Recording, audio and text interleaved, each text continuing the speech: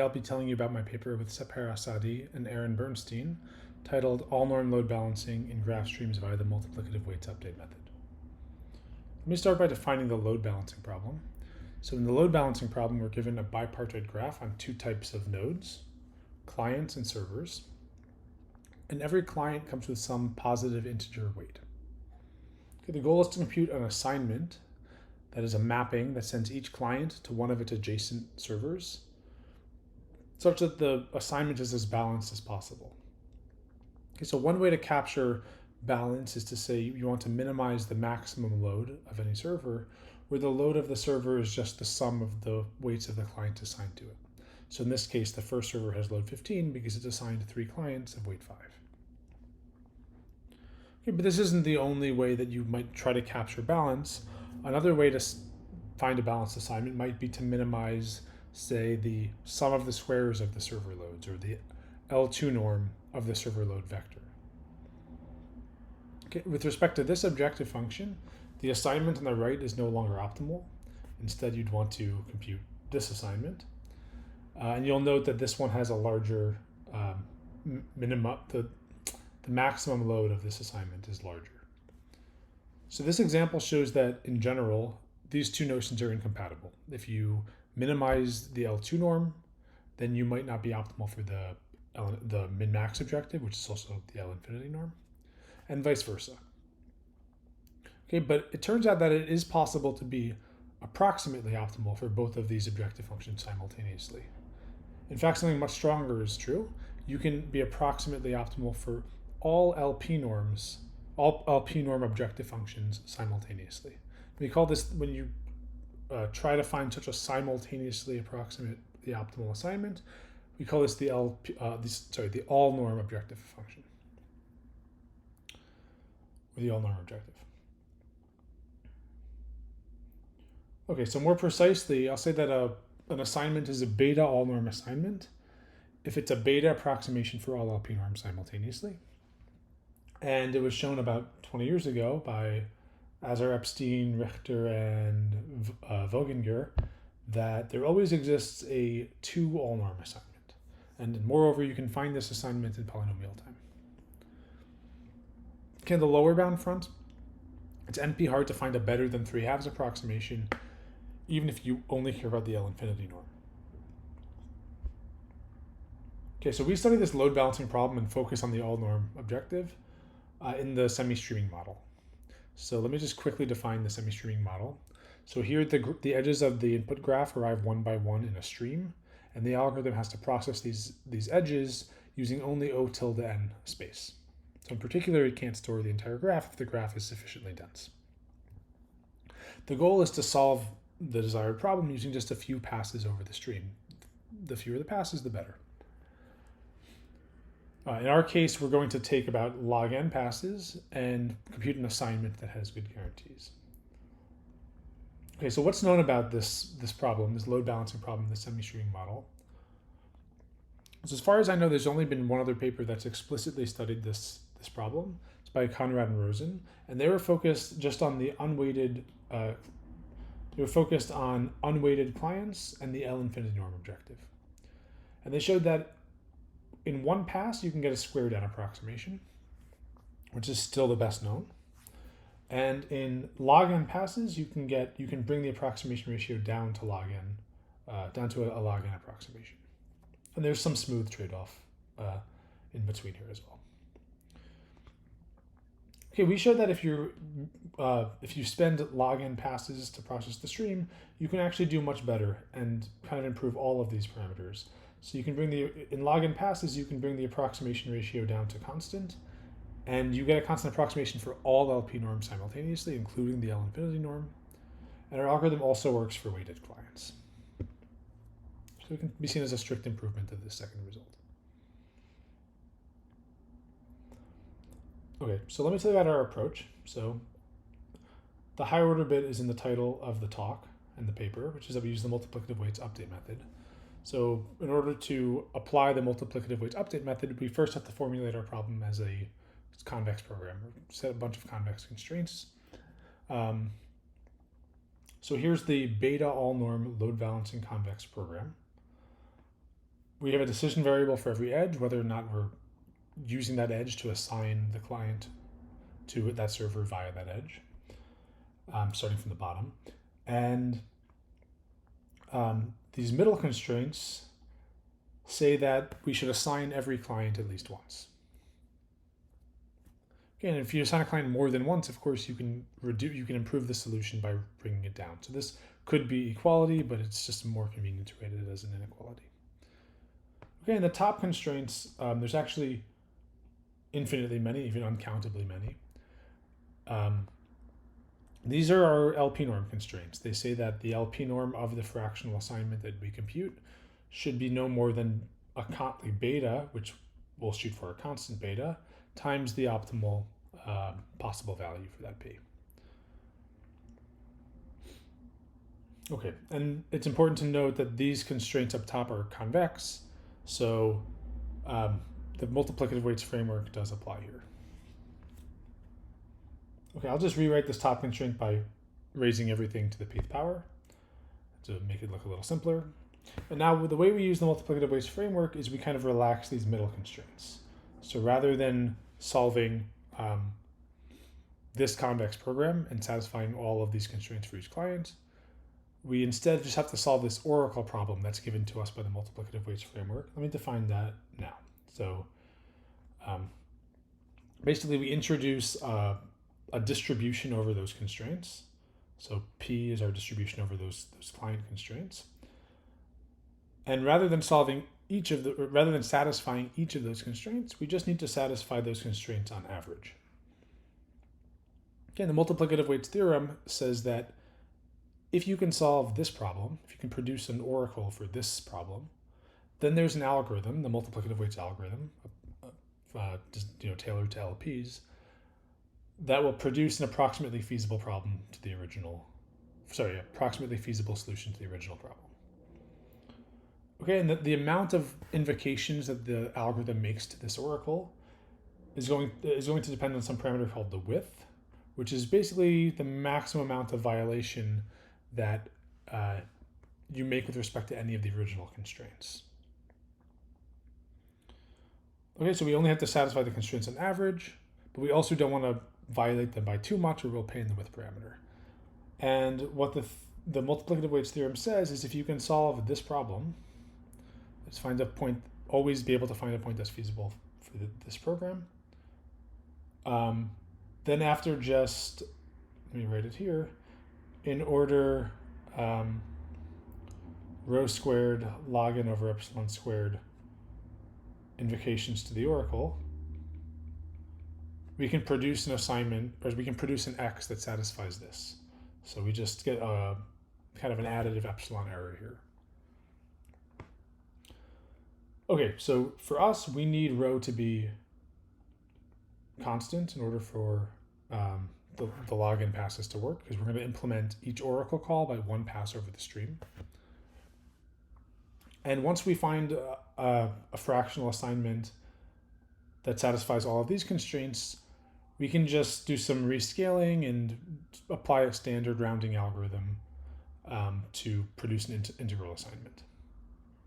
Okay, so the kind of the upshot from this whole section is that we've reduced our problem to this beta all norm oracle problem. And if we can solve this problem with constant width in, let's say, a constant number of passes, we'll only need one pass actually to solve this problem over the stream, then we get a log n pass algorithm for the all norm assignment problem, all norm load balancing problem. Okay. So let me now start telling you how we actually solve this problem, but I'll just focus in the case of unweighted clients, just to keep the talk simple. Okay, so a couple quick definitions. So I want to define a matching hierarchy. First, let me define a 1D matching. So 1D matching is just a set of edges such that every client's incident to at most one edge. That's what the first parameter says, and every server is incident to at most D edges. Okay, so this is just a B matching where I'm splitting up the capacities of the servers, the clients and servers. Okay, and then I'll define a matching hierarchy as a sequence of matchings from M0 to ML where mi is a 1, 2 to the I matching, and the matchings are all nested.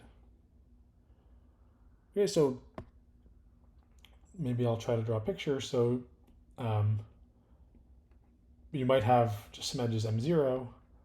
Then in m1, you'll use all of those edges again, but you're also allowed to add some other edge to servers. The servers can have capacity 2 in m1. Okay, and so on. So that's a matching hierarchy. All right. It'll also be useful to kind of break down the cost of an assignment, the LP norm of an assignment, and charge that cost to the clients. So let me explain how that works now. On the example on the right, I guess I'm looking at the L2 norm squared. So the first server has load 3, so its contribution to the L2 norm squared is 9. The next one is load 2, so its contribution is 4. So the sum of these things is just the L2 norm squared. We're going to distribute the cost of each server among its clients by just ordering its clients, let's say arbitrarily for now, and basically assigning each client the cost so that it, I guess we think of the clients as being assigned one at a time. And every time we assign a new client, we charge it the amount that it increased that server's contribution. So when we assign the first client, the server is contributing 1 to the L2 norm squared, so that client gets charged 1. When we assign the second client, the server's contribution will be bumped up to 4, so we should charge this client 3, and so on. Okay, so the more formal descriptions here on the right. So we're always going to charge the first client 1. P, I guess. And then we'll always charge the kth client just the amount that it increased the server's contribution to the LP norm to the pth power. Okay, so this will be a useful scheme to keep in mind. I also want to talk about a matching hierarchy decomposition. So we define matching hierarchies just through their slide. If we're given an assignment, we can decompose it into a matching hierarchy in a simple way. We just take, let's say, the first client of every server, first client assigned to every server, that'll form our matching M0. If we take the first 2 clients assigned to every server, that forms M1. And if we take the first 4 clients assigned to every server, that'll give us M2. And in this case, we've handled all of the clients.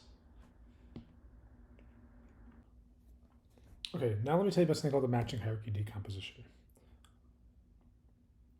So we can decompose an assignment A into a matching hierarchy in a kind of the obvious way.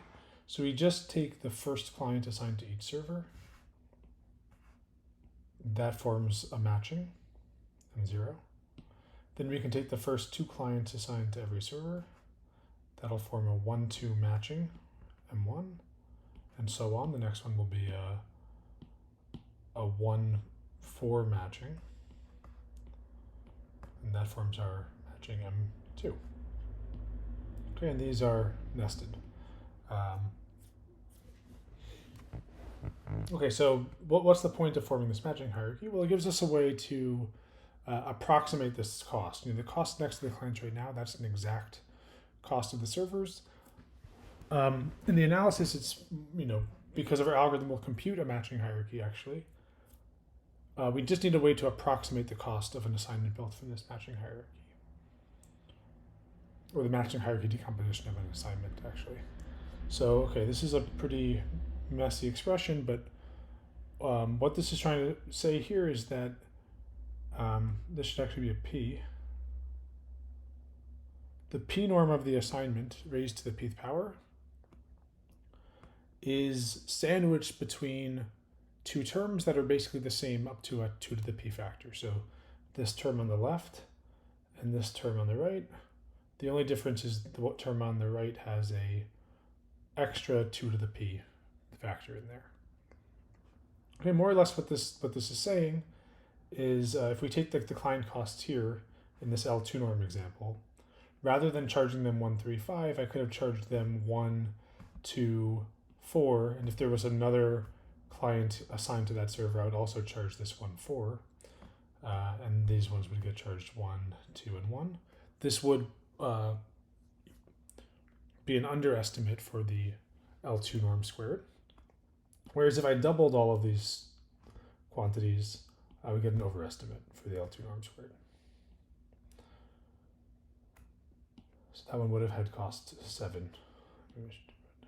That one would have cost 7, and we would charge it 8. Okay, so it's just giving us this simple formula.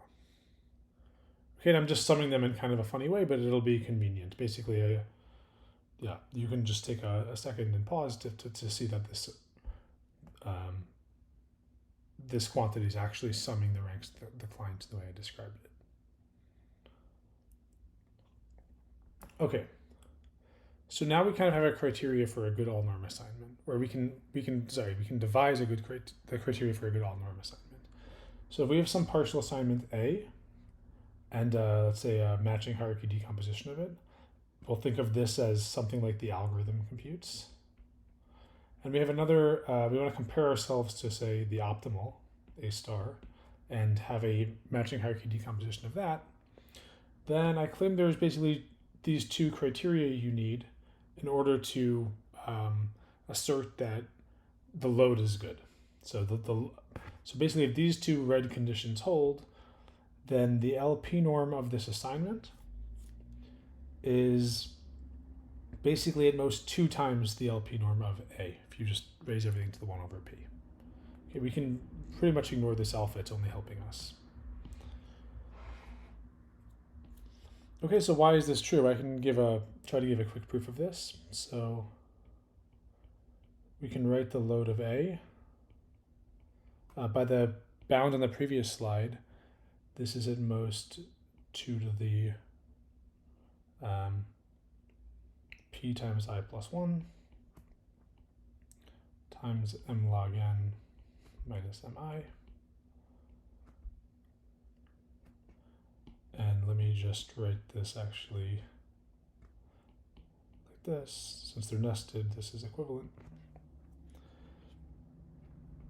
Now we apply the 2 inequalities. So both of the inequalities are going in the right direction. So I can basically substitute in the M stars and pull out an alpha term, a 1 over alpha term, in fact. So this is less than or equal to, let me pull out 2 over alpha times 2 to the P times I times M star log N minus M star I. But now this term is just what we saw on the other side, the lower bound. So this is less than or equal to the load of A star. Okay, so basically we're trying to find a matching hierarchy or a partial assignment whose matching hierarchy satisfies these 2 conditions. This first condition says that all of the matchings are relatively large, like an alpha approximation. And this one says that at the same time, we don't have that many edges. The total number of edges we use should be at most a 1 over alpha fraction of however many opt uses. And if we think about the actual optimal assignment A star, this right-hand term is just N, because the optimal assignment matches all the clients. Okay, so we want a matching hierarchy that has this, but this isn't quite enough because we also need to make sure that we accumulate enough of the probability mass. So there's one additional constraint, so I just collect these on the next slide. We want a partial assignment whose decomposition satisfies these 3 criteria. So these are the 2 criteria from the last slide. And we also have this new criterion, which says that the mass should be large enough. And if we have a partial assignment that meets these criteria, then we just can take its like indicator vector, let's say 1A, and scale it up by an alpha factor. Then we would meet this bottom, this bottom inequality implies that we would meet the original inequality, which was that the sum of the masses of the clients is at least 1. And we would only hurt our LP norm by an alpha factor by doing this rescaling. So if alpha is a constant, we're okay. So we want to solve, basically find a matching hierarchy that satisfies this for constant alpha.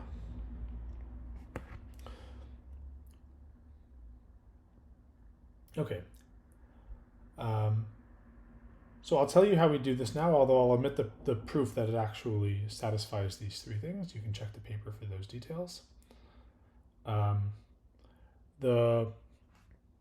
Basically the key idea is that we can form a matching hierarchy like this using some greedy algorithm. Okay, and it's partially inspired by this idea of Crouch and Stubbs that compute. So Crouch and Stubbs had an algorithm to compute basically large matchings, like alpha or for approximate matching roughly in the semi-streaming model in one pass. And what they do is they partition all of the edge weights into these nested buckets and compute maximal matchings in each of them, and then do some greedy combination. Okay, we do something very similar here. So we partition the clients into these nested classes. So in this picture, C0 is the class of clients that have mass at least 1/2. Each client has mass at least 1/2. So this picture is clearly wrong because I put 3 clients in that bucket. The next one has mass at least 1/4, and so on. And then in each of these classes, if we want to build like a large matching, let's just say a 1 matching, first we grab like a maximal matching maybe here. Then in the next class, which contains the previous one, so for C1, so C1 is this entire thing, we also compute a maximal matching, which I won't continue to draw. And at the end of computing all these matchings for all these classes, we just combine them in the greedy way, starting with C0, and then augmenting with C1, and augmenting from the edges we found from C2, and so on. And you can show that this thing, when you compute such a matching, by maximality, you originally lost maybe half of the edges, and then you lose another factor of 2. So you can show that the matchings that you get here are at least 1/4 of the best possible matching you could have gotten.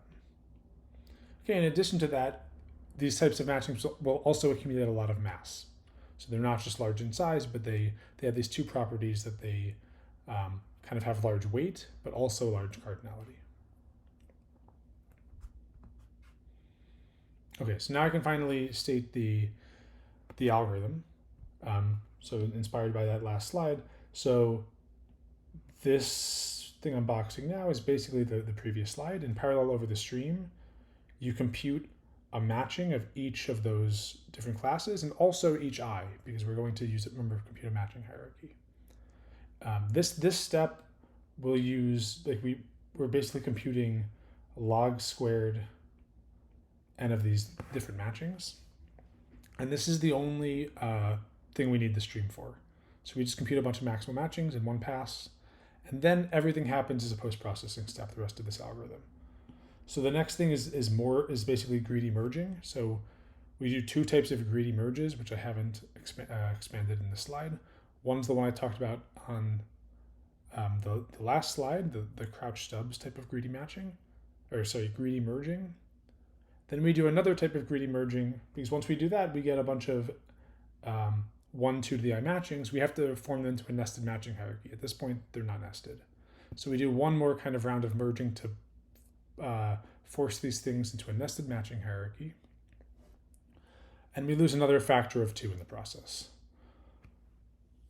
Okay, so at the end of this thing, we get a nested matching hierarchy where mi is at least 1/8 of mi star. We don't have the additional property here yet that m log n is at most n/8. Okay, that's kind of handled implicitly by the rest of the algorithm. So then in the rest of the algorithm, we just try to extract a good partial assignment from this matching hierarchy. And the matching hierarchy decomposition of the partial assignment that we extract will satisfy the conditions we had in the previous a few slides ago. Okay, so what the algorithm does is it basically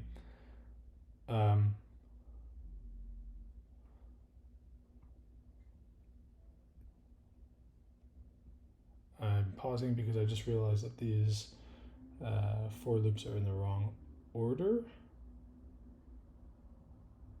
So this should be a J and this should be an I. Sorry about that. So first we look at the largest kind of weight, like the mass class, the things with that are going to help us do the covering constraint the most. And then we iterate over our matchings from lowest MI to largest MI, and we start greedily adding edges to an assignment until we collect exactly a 1 over alpha fraction, where alpha here is 8 because of what I said before. So once we have exactly a 1/8 fraction of the clients, then we would basically be done with this J iteration, this J iteration. We move to the next J iteration. Okay, so I encourage you to go to look at the paper where we explain this in a little bit more detail. But at the end of the algorithm, we just return the indicator for this assignment scaled up and prove that this satisfies it's a solution to the beta all norm oracle problem. Okay, so let me just conclude. So this was our main theorem, that there's a log n pass semi-streaming algorithm to compute a constant approximate all norm assignment for the client weighted load balancing problem. Some interesting questions for future work are basically in reducing the number of passes. We don't really know that much about the one pass setting, for example. The best we know is a squared n approximation. It's a relatively simple algorithm. And there aren't really any substantial lower bounds. No, I think just, I'm sorry, maybe just 2. You can't beat a 2 approximation. Okay, so thank you.